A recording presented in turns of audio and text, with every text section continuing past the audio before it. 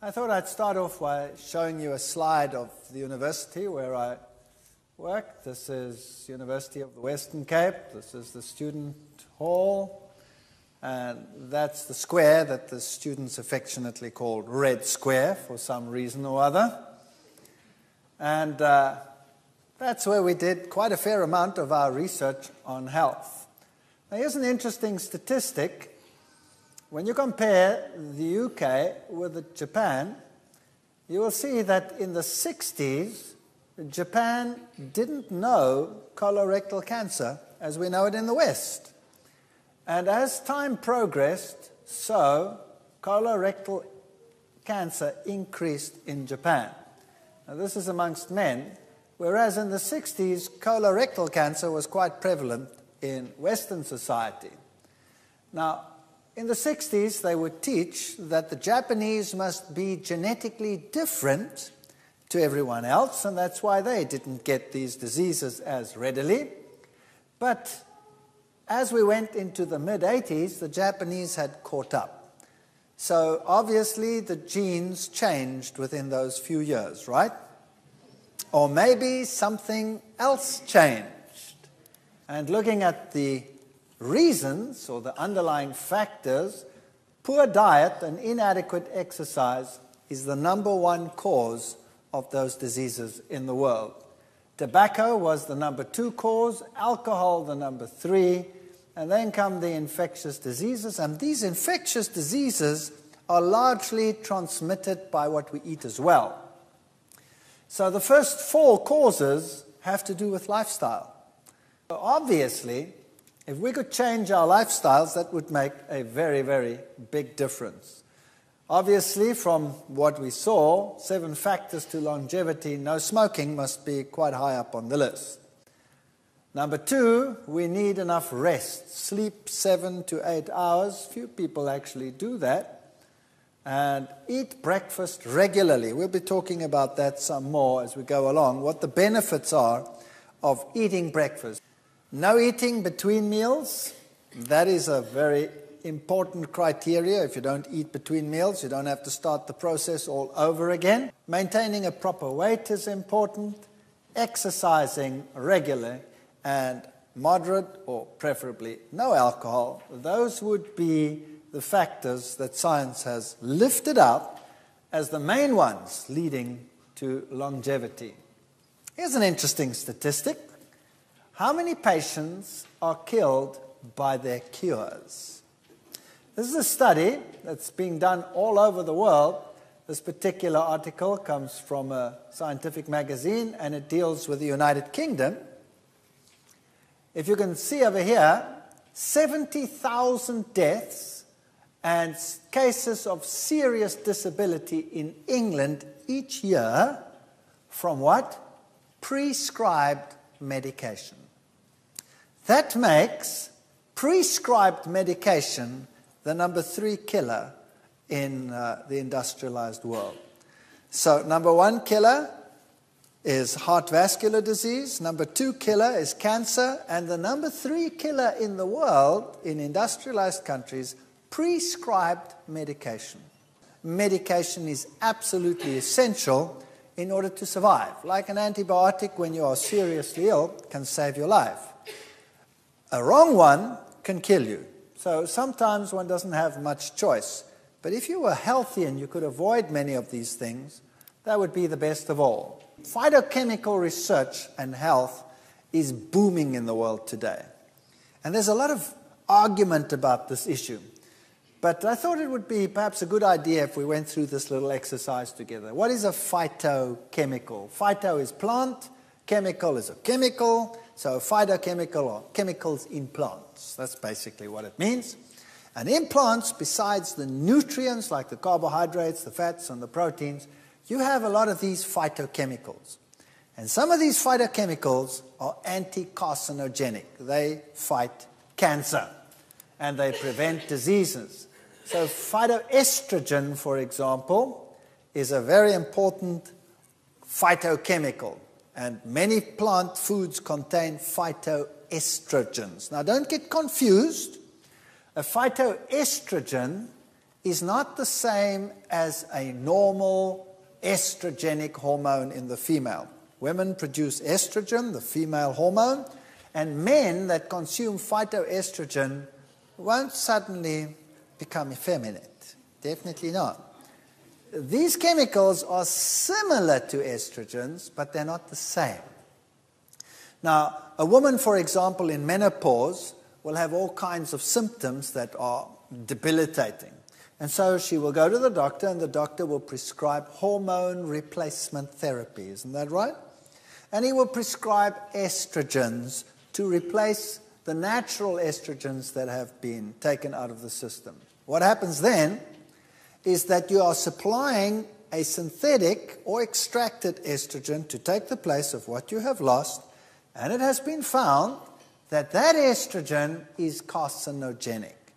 And so your risk of breast cancer is greatly increased when you take those type of estrogens. Now, plants contain natural estrogens, which are not like mammalian estrogens, but they compete for the binding site, and strangely enough, these are anti-carcinogenic. And so women and men need these phytoestrogens in their diets. Health benefits of diets rich in phytoestrogens would include, for example, prevention of breast cancer. Gentlemen, in case you thought that that only applied to women, prostate cancer and other cancers are prevented by phytoestrogens. Heart disease and stroke, osteoporosis, menopausal symptoms, brain diseases linked to aging, Alzheimer's, and all of these can be retarded greatly by phytoestrogens. Alcoholism, if you were an alcoholic and you have to overcome the negative effects, then phytoestrogens can help. And inflammatory diseases such as rheumatoid arthritis, all of these are benefited by diets rich in phytoestrogens. So you really want to get those into your diet. They are what we call nature's designer estrogens. Imbalances in estrogen are strongly linked to many major Western diseases, including heart disease, cancer, prostate, and breast cancer. And excess estrogen, that's normal estrogen that you would get in hormone replacement therapy, for example, can promote the growth of cancers. And you want to prevent that. So what can women do, for example, if they want to have a normal, relatively normal, healthy lifestyle when they get into their menopausal years without taking all these medications that can be so problematic? So what are phytoestrogens? Here's a little definition. Phytoestrogens are natural plant molecules similar in shape and size to human body estrogen, but not identical. And this slight difference means they don't have all the same effects of estrogen, and luckily, since some of the effects of estrogen can be nasty. So what do?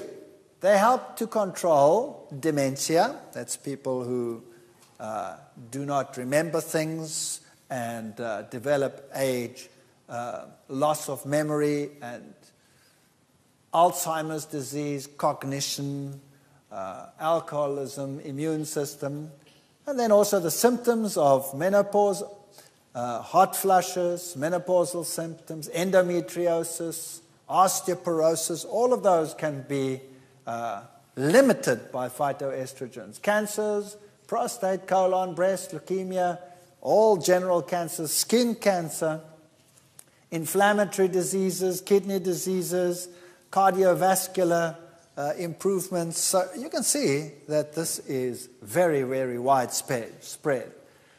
Lately, because the name is phytoestrogen, there have been some articles which would suggest that plants rich in phytoestrogen can be a problem and cause disease, like, for example, the soybean. Of course, none of this is true, and reputable scientists over the world have recognized that there is some skullduggery there trying to undercut natural foods for the sake of some other industries.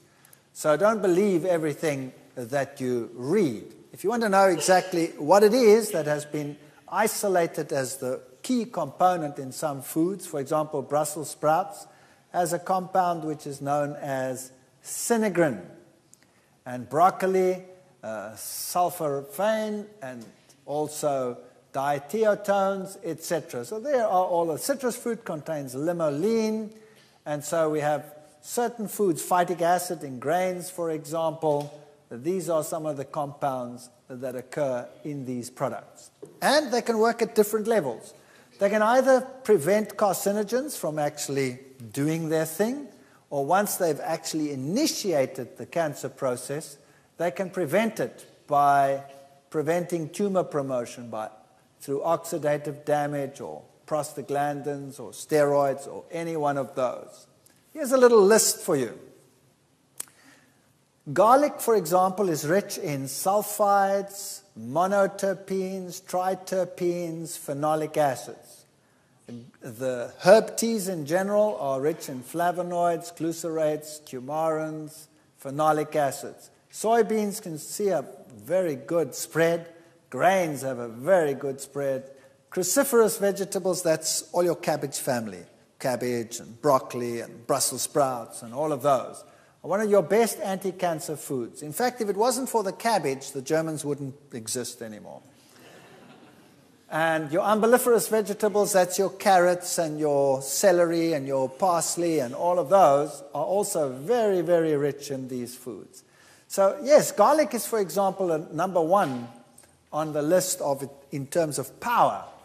But if you have a date, for example, you could go for the cruciferous and you'd find everything there in the cabbage family that you will find in the garlic. Every single one of those components. Perhaps not so much, but at least you don't blow your partner away. And here's some more of them. Citrus is quite good. Solanaceae, that's your potato and your tomato and all of those. By the way, gentlemen, the tomato is very good because it contains compounds which are anti-prostate cancer. So start including lots of tomatoes in your life. And Cucurbitaceae, I like these names. That's the pumpkin family. Anything from squashes through whatever, they're pretty good. Licorice, you can make teas from licorice. And flaxseed, we'll come to that in a moment. So this is your anti-cancer diet. Have a look at it. There it is. Anything that's a legume. Particularly try and include soy, which is one of the richest. The African diet typically consists of grains and legumes. That's it. And some greens. And they had none of the Western lifestyle diseases until they became urbanized. So here are your grains and your legumes in a typical African market, none of those diseases. Today, one of the worst cases of sudden increase in disease in the world is found in urbanized Africa. Nuts and seeds, sprouts, these are anti-cancer foods. There's your anti-cancer garlic. This is potent anti-cancer food. Anything that you see on that list and that list and that list, all of it is anti-cancer food. Can you see none of it looks like a tablet? That means you actually have to start doing things with food rather than substituting with a tablet. And learn to start living life with these foods. So the high anti-cancer foods are garlic, cabbage, licorice, soybeans, ginger, and carrots, celery, and parsnips. The medium ones are onions, herb teas, turmeric, citrus, whole wheat, flax, brown rice, tomatoes, eggplants, peppers, and all of the rest of the cabbage families besides cabbage itself. And then you can add there some of your grains and your condiments. So here's a summary of findings. Phytoestrogens and breast cancer. There's a wealth of evidence that phytoestrogens are protective against breast cancer. And here's a little graph for you in terms of prostate cancer. And breast cancer is very similar. This is the incidence of prostate cancer in China, South Korea, and Japan, as opposed to the UK, Australia, and the USA. It's pretty bad, eh? So, wow, would one like to get prostate cancer? It's not a very nice cancer to have. So what's the difference? Why does China have such a low incidence, South Korea and Japan, and the Western countries look like that? Bowel cancer. High intakes of soybeans and tofu give an 80% reduced risk of cancer of the rectum and the lower bowels. 80%. Phytoestrogens can reduce the number of crypts, those are little places that become inflamed and eventually form little tumors. Phytoestrogens may be effective only in blocking the early rather than the late stages. So you want to start having a lifestyle as soon as possible. And kids must learn to like these things. This is an interesting study that was done on skin cancer. You know, today they're telling you the sun is getting worse and worse, time to wear wide-brimmed hats, don't they? In Australia it became a law that you had to wear a wide-brimmed hat. They've taken that law away again now, I hear. Now, why is that? Because people are getting more and more cancer. Here's what happens. Phytoestrogens can protect against the harmful effects of UV from the sun. In a study performed by the US Army, it was found that rats exposed to lethal doses of X-rays all survived if they were fed phytoestrogens in their diet, whereas those eating regular food all died. So the phytoestrogen genistein blocks the growth of skin cancer cells called B16 melanoma cells in mice. So here is a substance in the food that prevents skin cancer, and you can get it from soy foods. Remember this one over here. We'll talk more about genistein. Genistein is a very important component. It is as good in many cases as hormone replacement therapy that you get from the doctor. Estrogens have a protective effect on the brain. Alzheimer's disease. There are two main types of Alzheimer's. Early onset, which strikes anywhere from the age of 30 to 70. I know someone who's just 40 years old who's got Alzheimer's disease, and you have to pen him in. He's like a child. He'll get undressed and he'll start walking down the street naked. It's pretty bad. And he's only 40 years old, and he was a headmaster of a school. And appears to be genetic. It often runs in family. More commonly, Alzheimer occurs late in life. It's more sporadic. And it is about 1.5 times more common in women than in men. And it seems to be more common in people living in urban rather than rural areas. Why?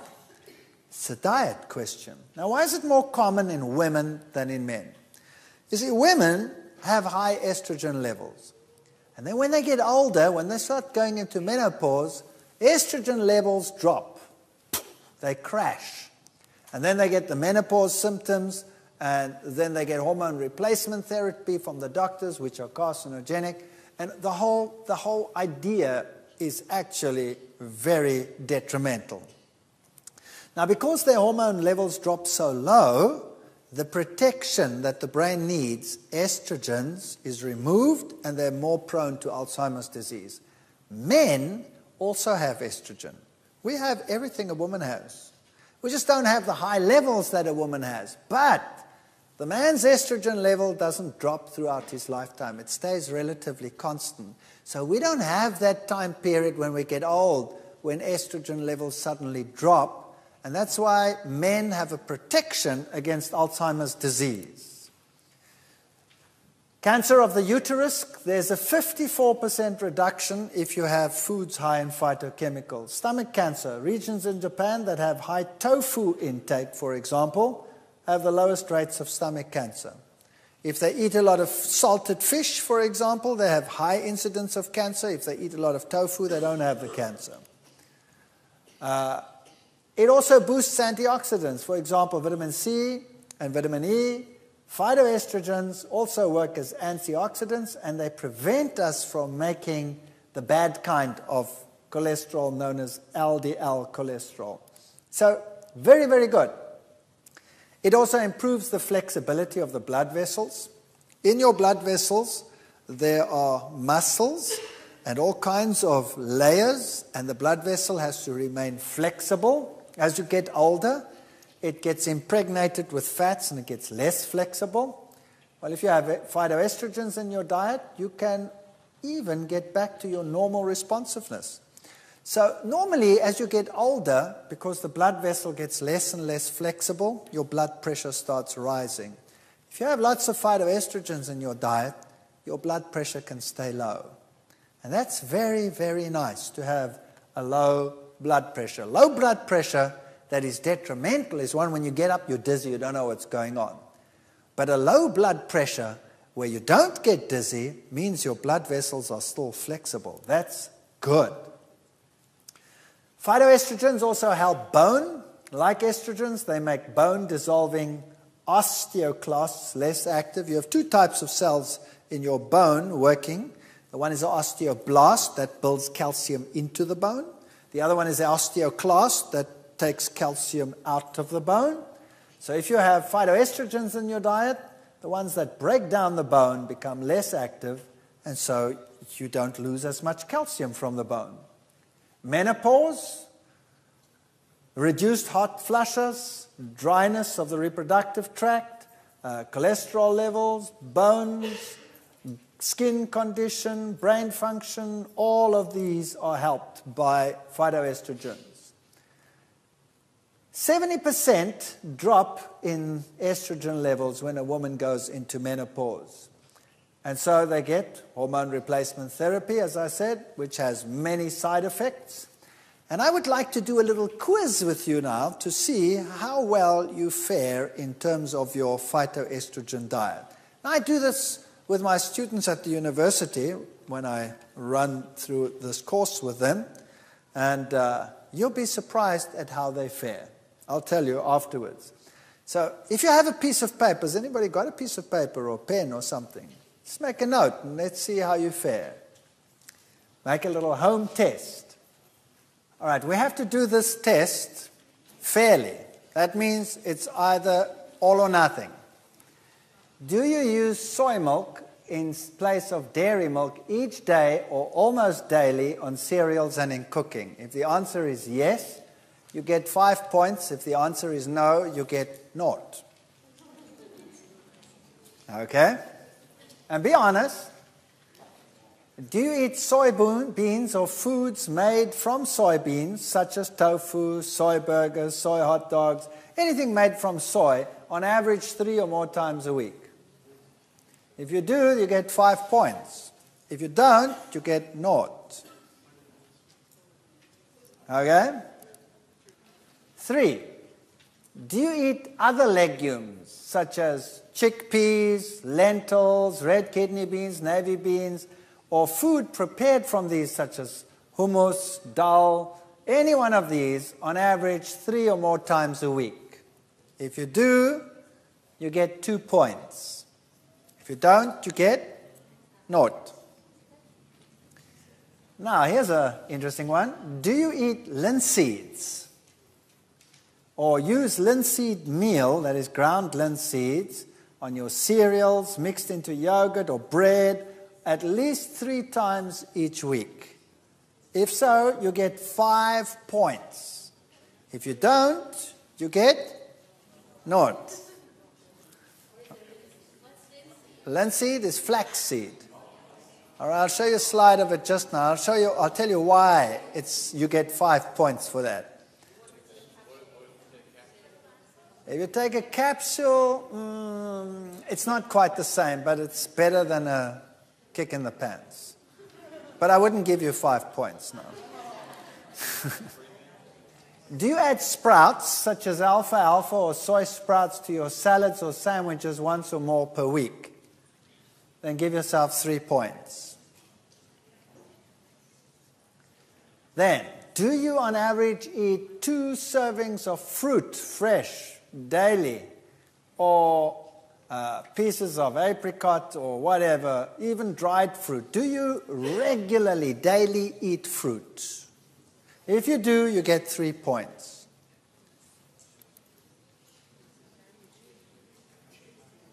And then, do you on average eat at least 5 servings of vegetables of a variety of colors each day? Very few people get that far. Then you get 3 points. That's different vegetables. Then, if you use wholemeal grains, in other words, no refined flours, if you use wholemeal, 3 or more servings each day, everything whole grain. So that could be whole grain, it could be rye, it could be brown rice or wholemeal pasta, any one of those. Do you use them regularly? 3 points. If you eat nuts and seeds, nut butters, even including peanut butter, at least 3 times a week, you get 2 points. Then, do you mostly choose fresh juices, such as tomato or vegetable juices, in preference to soft drinks? If you do, you get a magnanimous 1 point. This is just a phytoestrogen test, okay? Do you drink herbal teas most days? If you do, you get another magnificent 1 point. If you don't, you get 0. If you use only virgin olive oil in your cooking, in place of margarines and things, or sunflower seeds, or any one of them, you get 1 point. Do you eat at least 30 types of food per day? Now remember, this sounds impossible, but let's make this simple. If you read the list of ingredients on any can of anything, it's long, even if it means just the herb. Like if you add some celery, or you add some parsley, or you add this or that, all these little things, a little bit of garlic, a little bit of onion, potato, it's not too difficult to get there. If you do all of that, you only get 1 point in any case. So I'll be nice to you, give yourself that point. Now, let's add up the score. Let's add it up. And let's see where we get.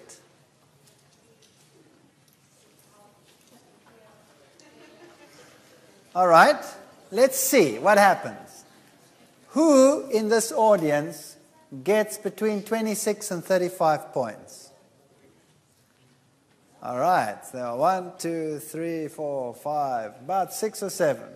Who fall into the second category? 16 to 25 points. There are quite a few that go up there.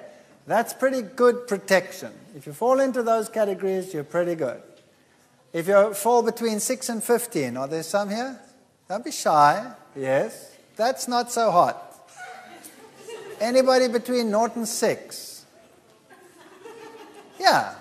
Guess what the average is for a typical secular university class like I have? I have about 450 students I had in my class. Guess what the average was for all of them? Under 3. So all fall into this category. Every single one in the world out there. That's pretty bad. Now, I'm talking here to a society that should be health conscious. And so we had some in there, we had some in there, and we had quite a lot in there, and we even had quite a few in there. Right? So there is a lot of room for improvement here. A lot of room for improvement.